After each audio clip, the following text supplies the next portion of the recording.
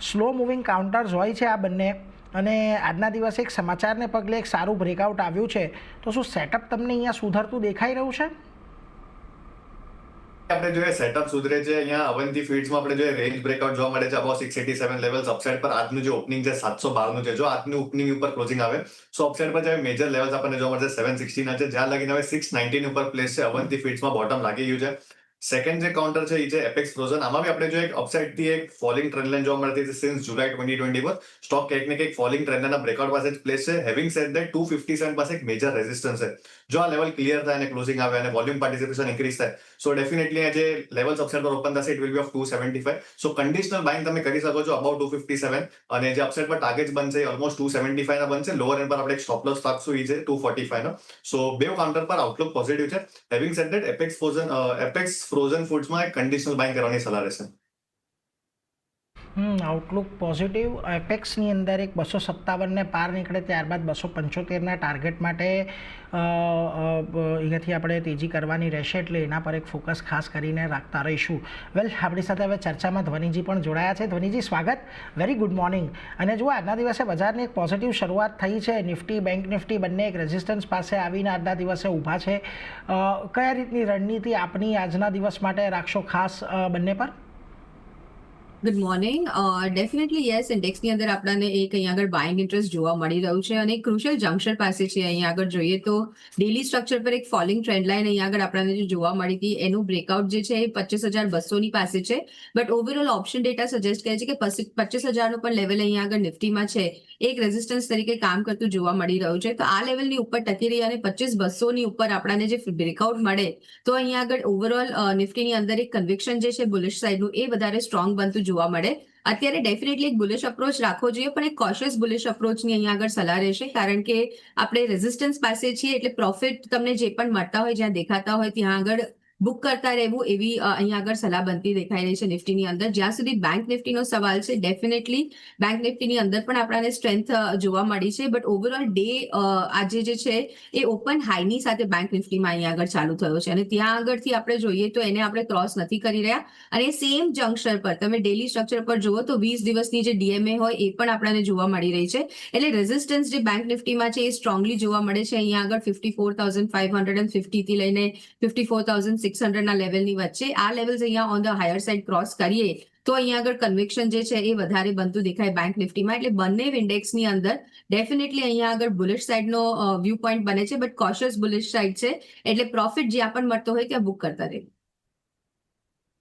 એટલે સાવધાની સાથે થોડીક તેજીની સલાહ છે, પરંતુ જો તમને અત્યારે પ્રોફિટ મળી રહ્યો તો થોડો બુક કરી દો, કારણ કે એક આપણે રેઝિસ્ટન્સ પાસે નિફ્ટી, બેંક નિફ્ટી બંને ઊભા છે. એટલે કદાચ એને પાર કરવામાં આજે સફળતા મળે કે નહીં એના પર એક ફોકસ અહીંયાથી રાખવાનું રહેશે.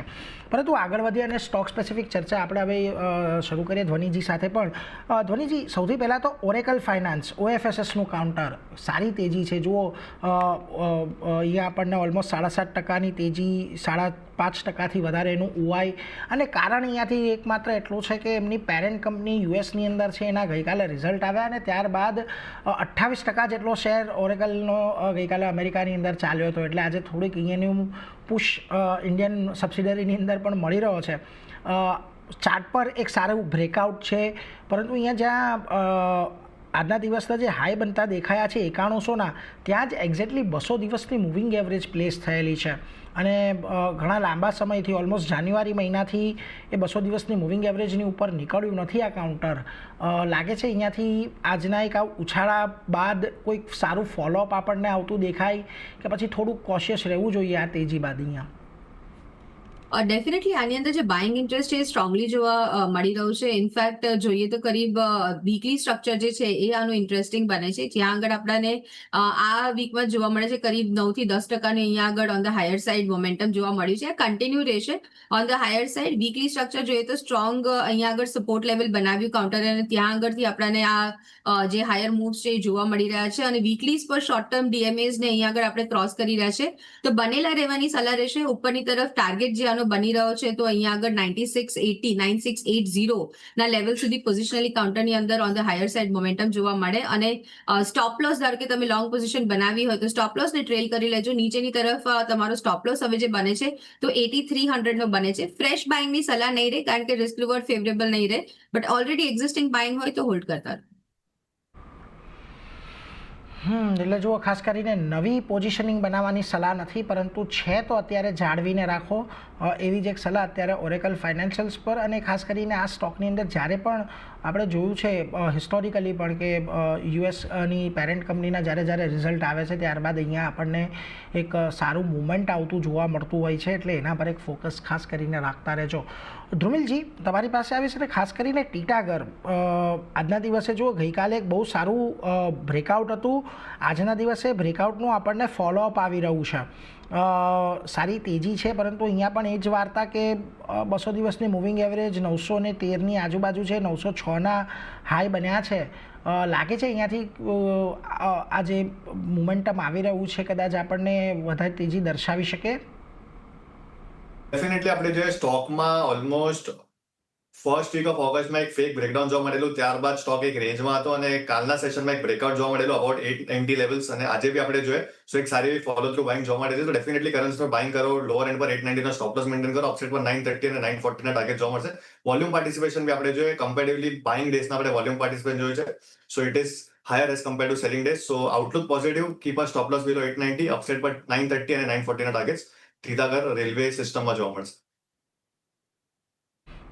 એટલે જુઓ, અહીંયાથી હજી 940 સુધીના એક લક્ષ્યાંક આપણને આવતા જોવા મળી શકે છે, એટલે એના પર એક ફોકસ અહીંયાથી ખાસ કરીને રાખવાનો છે. પરંતુ જો આપણને આજે અમેરિકા સાથેની પરિસ્થિતિ થોડીક સુધરતી જોવા મળી છે, એમાં આજે આઈટી સ્ટોક્સ ફરી પાછા આપણને આગળ વધતા દેખાઈ રહ્યા છે. ગઈકાલે તો એક ડોમેસ્ટિક કારણ અહીંયા હતું કે ઇન્ફોસિસે બાયબેકની જાહેરાત કરી હતી, એને લઈને આપણને એક તેજી જોવા મળી હતી, પરંતુ આજે ફરી પાછું એક વખત આઈટી કાઉન્ટર્સ તેજી દર્શાવી રહ્યા છે. અને એમાં પણ જુઓ, તમે નિફ્ટીના ફ્રન્ટ પરથી ખાલી વાત કરશો તો વિપ્રોનું કાઉન્ટર આજે સારું ફોલોઅપ છે. હજી એક બ્રેકઆઉટની અહીંયા આપણે એજ પર છીએ, પરંતુ હજી બ્રેકઆઉટ આવ્યું નથી.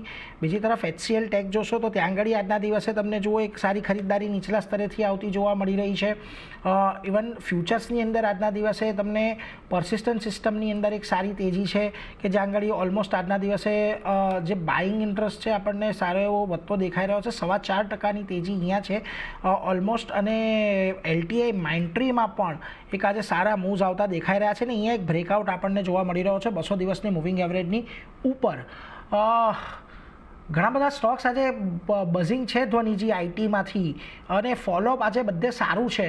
તો શું લાગે છે કે અહીંયા હવે થોડોક ટ્રેન્ડ આપણને બદલાતો દેખાઈ રહ્યો હોય કે હજી થોડાક તમે આઈટીને લઈને અહીંયાથી ઓવરઓલ એક કોશિયસ વ્યૂ ધરાવી રહ્યા છો? શું મત બની રહ્યો છે આપનો?